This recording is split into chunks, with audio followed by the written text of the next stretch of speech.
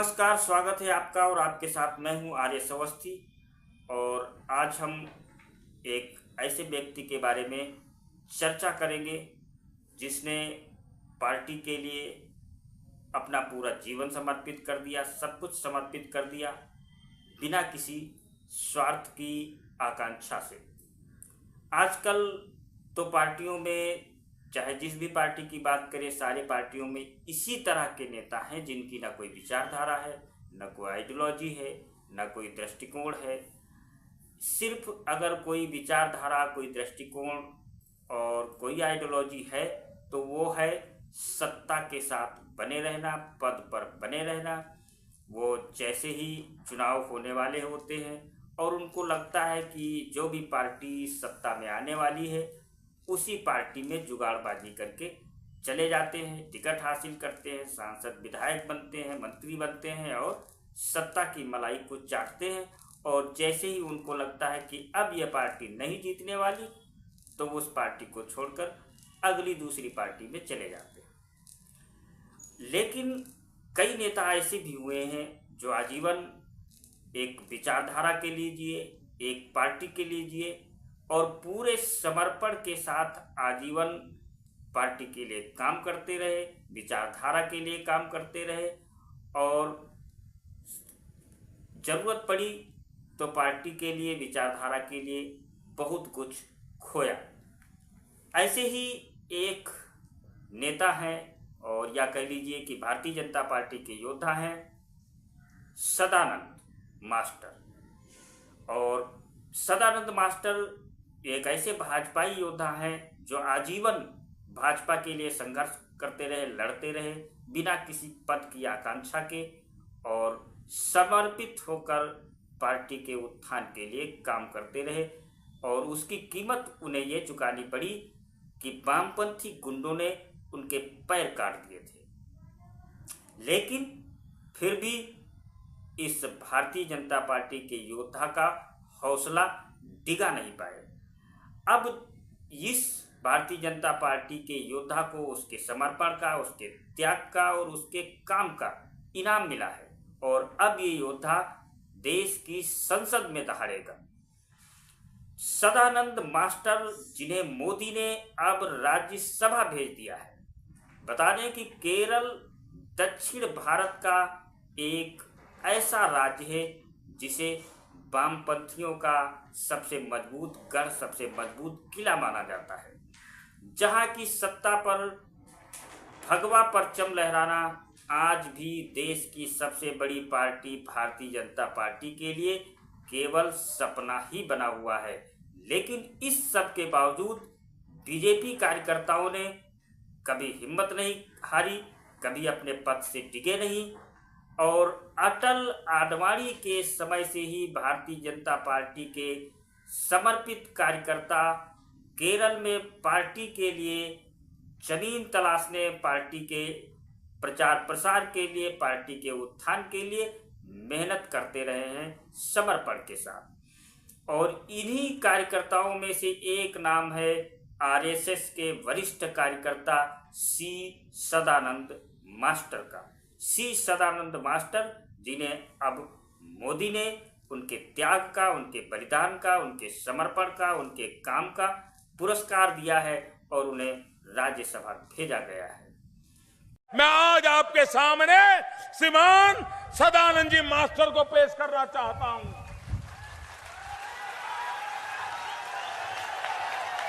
ये सदानंद जी मास्टर, भाइयों बहनों, मैं देशवासियों को कहना चाहता हूं, ये कैसे लोग हैं। ये सदानंद जी मास्टर, उनका कोई गुनाह नहीं था, वो भारत माता की जय बोलते थे। उनका एक ही गुनाह था, वो देश के गरीबों के लिए अच्छे रास्ते पर चलना चाहते थे। और जब उन्होंने अपने विचारों के अनुसार काम करना शुरू किया तो इन कम्युनिस्ट पार्टी ने उनके दोनों पैर काट दिए, दोनों पैर काट दिए।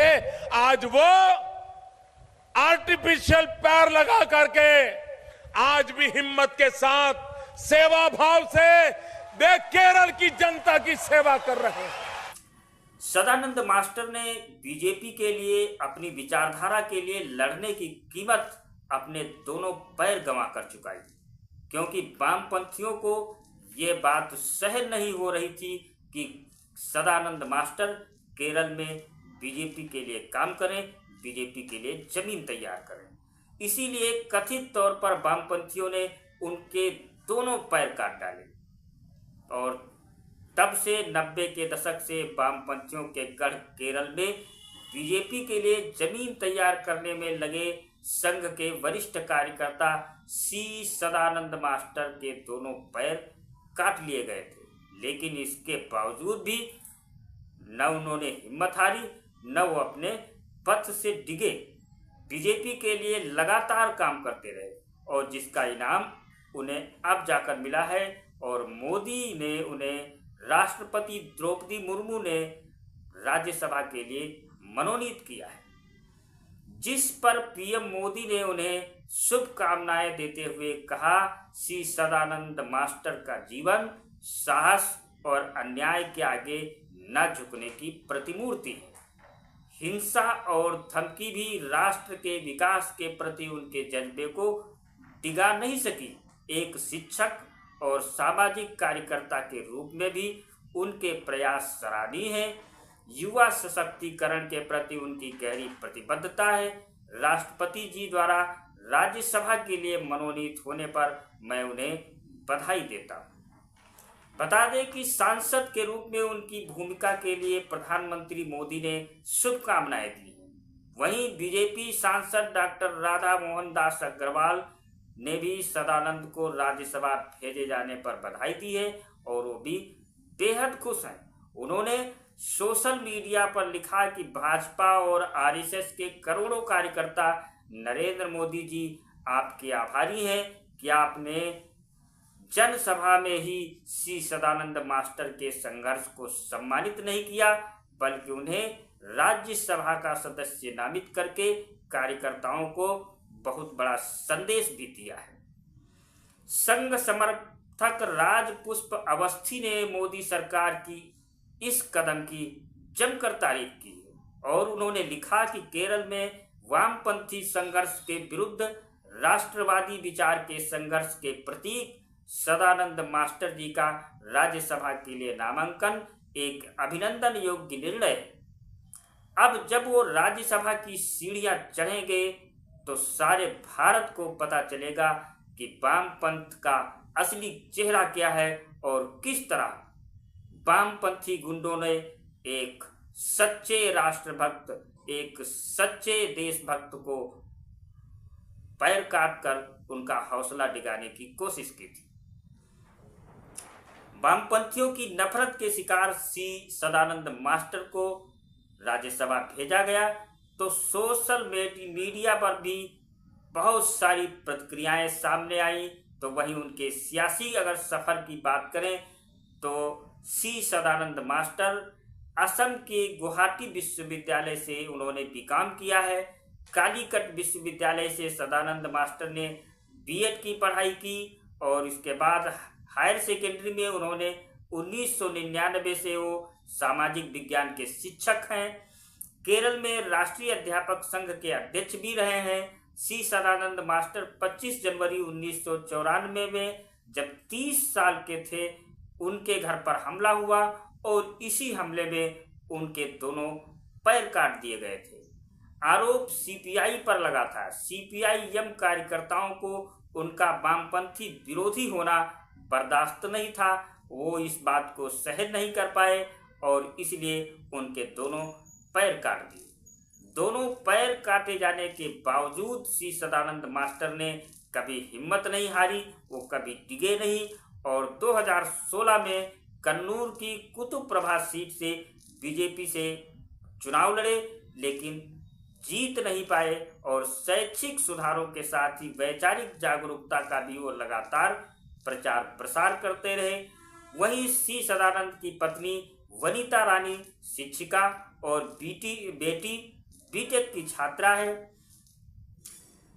सी सदानंद मास्टर ने केरल जैसे वामपंथियों के गढ़ में बीजेपी के लिए जमीन तैयार करने की कीमत चुकाई, उन्हें अपने दोनों पैर गंवाने पड़े, लेकिन वो कभी हिम्मत नहीं हारे। बीजेपी के लिए लगातार काम करते रहे, यहाँ तक कि साल 2016 में खुद पीएम मोदी उनके लिए चुनाव प्रचार करने केरल पहुंचे। लेकिन इसके बावजूद सदानंद मास्टर चुनाव जीतकर केरल विधानसभा में पहुंच नहीं पाए।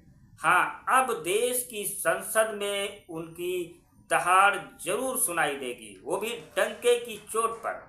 संसद के जरिए सदानंद मास्टर पूरे देश को बताएंगे कि वामपंथी राजनीति का असली चेहरा क्या है।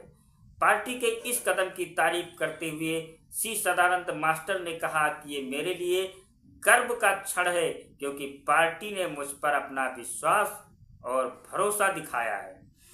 केरल की राजनीति के संदर्भ में ये बहुत महत्वपूर्ण है। पार्टी अब विकसित केरल और विकसित भारत के विचार को आगे बढ़ा रही है। इस दृष्टिकोण को साकार करने में मदद करने के लिए मुझे और भी अधिक मेहनत करनी होगी। केरल में हमें राजनीतिक विरोधियों से, विशेष रूप से कन्नूर जिले में अत्याचारों का सामना करना पड़ा।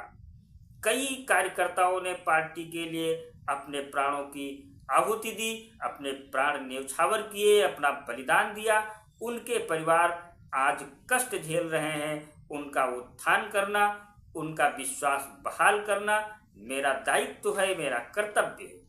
बीजेपी के लिए समर्पित भाव के साथ काम करने वाले सी सदानंद जैसे नेताओं को संसद भेजे जाने पर आप क्या सोचते हैं? आपकी क्या राय है? आप अपनी राय से हमें कमेंट बॉक्स में जरूर अवगत कराएं।